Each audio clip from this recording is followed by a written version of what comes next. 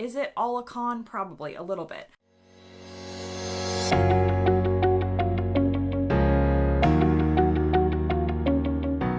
Hey guys, welcome back to the Girl Gone London channel. If you're new here, my name is Kaylin. I'm a dual UK and American citizen, and today I'm revealing how much it cost me to get all the way to UK citizenship. So I've never actually made this calculation before myself, I think mostly because I don't want to know, because going from moving to a new country to becoming a citizen, particularly in the UK, is very expensive, and I knew that. So this is the first time I'm revealing to you and myself exactly how much I have paid in visa and immigration fees. And this stretches back 10 years for me because originally I came on student visas, which I'll talk about in a second, but we're gonna tally up together how much money I have given to UKVI, which is the UK Immigration Service. So in addition to countless hours of filling out forms and worrying, how much money did I invest into my journey here in the UK? Okay, I just finished filming the video, so I'm interrupting myself from earlier because before I start on with this video, before I even go over all the things involved, I want you to leave a comment below and just take a guess at how much you think I have spent becoming a UK citizen. Not just the citizenship application, all of the applications, all of the fees. I would love you to leave your comment now before you watch the video, so at the end we can compare and see how right or wrong you were. Okay, back to me. One thing I do want to make clear is I do have some charges on here that I had to pay because I was on a few different visas before I transferred on to a partner visa. So for me, my UK life started as a student, and then I met my husband and then was on a partner visa, which leads to settlement and eventually citizenship. Student visas and internship visas do not count in your years towards settlement. So regardless of if you were a student for 4 years in the UK, maybe you did 3 years of a bachelor's and then you did a master's, you would still have to be on a partner visa or some sort of other visa that actually leads to settlement. It could be a work visa, but you would have to then do another 5+ years after those visas. So not everybody's final total is going to be as much as mine, but this is how much I have had to pay over the years. Let's start out with the student ones. So I was on one student visa, which used to be called a Tier 4 visa, for my first semester. Then my second semester, I did a different program, but that was a visa that you just, you don't apply for it in advance because I wasn't going to be interning or working. So that was, I think that was free. So we're at one student visa, one free student visa, so that doesn't count. Then I did another internship semester while at university.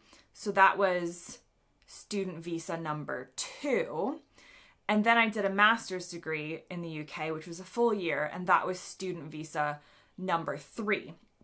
So 3 student visas, and the cost that I could find right now is £348. For my calculations, I'm doing it at £300 because I remember back in the day it was like $400 and something. So obviously 10 years ago, visa fees were not as high as they are now. So I think if I knock it down to about £300 that I would have spent on each student visa. Now, the next kind of visa that I was on was called a Tier 5 visa, and this was to enable me to do an internship. It didn't involve any education or university classes. It was a very short-term internship visa.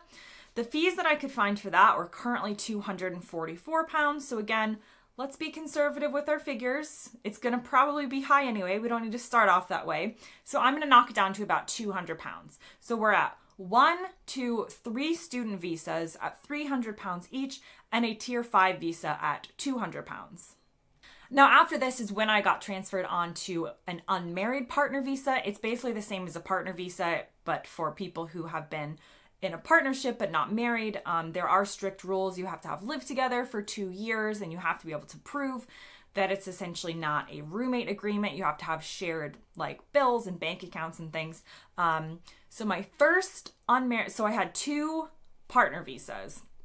So the first one was an unmarried partner visa. The second one was a married partner visa.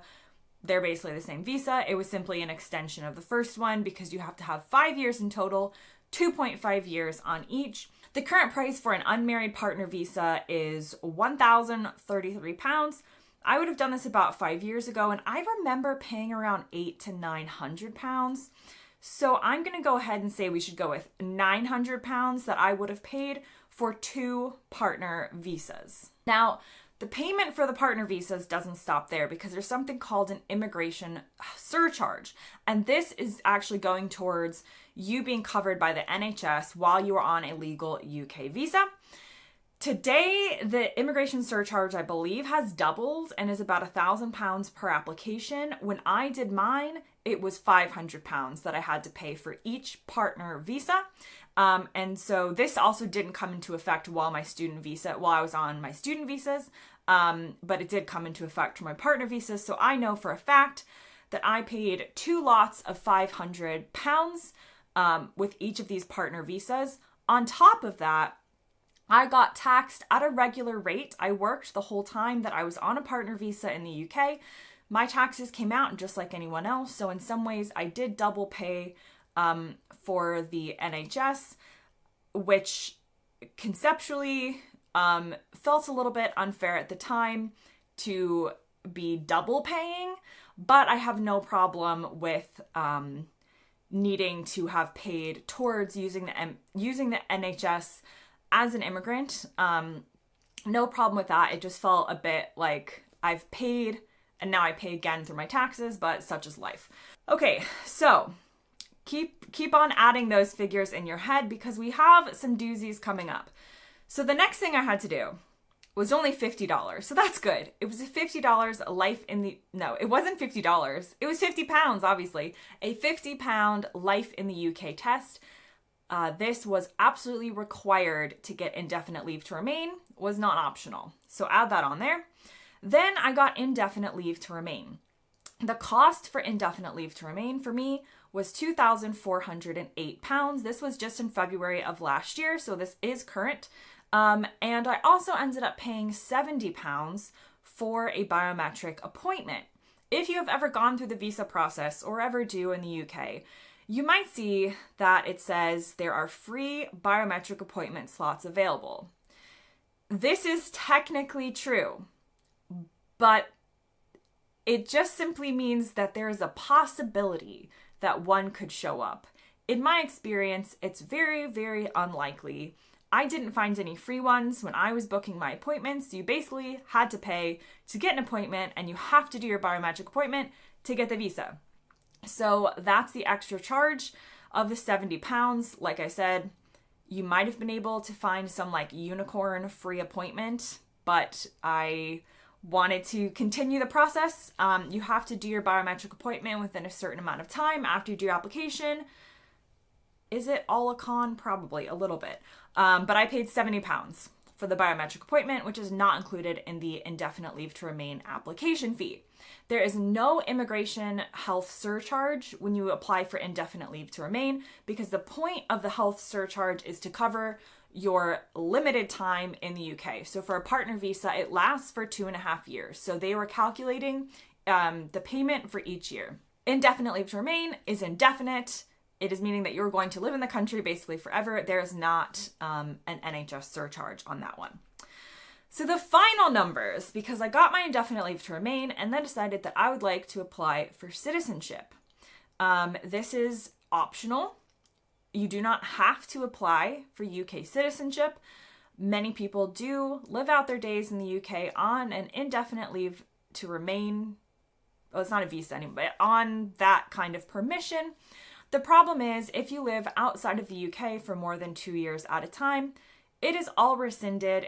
It can all be rescinded. It probably will be, and you will have to start the process over again. So if we ever wanted to live in America, maybe a job took us over there, maybe family, maybe we wanted to move to the Bahamas for 2 years or just do something different. I mean, I've got a lot of life left and I'm not entirely sure exactly where it's all going to take place.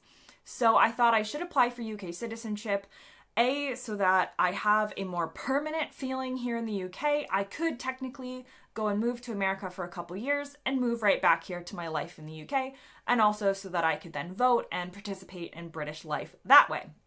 So the fees for British citizenship. £1,349 for the citizenship application. £70, again, a biometric appointment. I could not find a free one.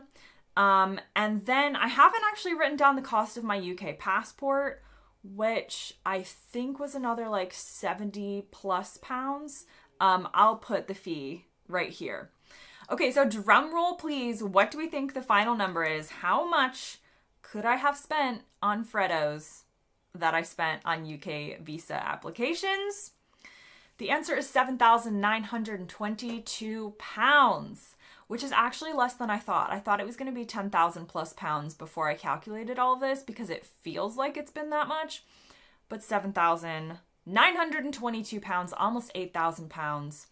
Luckily, that has been spread out over 10 years. But if you think about it, like in the beginning, I was a student and starting out my life and a newlywed, and we had all of these fees and expenses, which I completely understand why they had to be paid. And that is the quite literal price you pay as an immigrant to another country who wants to settle there. But thinking of what I could have done with that money, how many cruises in the Caribbean I could have gone on, let's not go there. So comment below.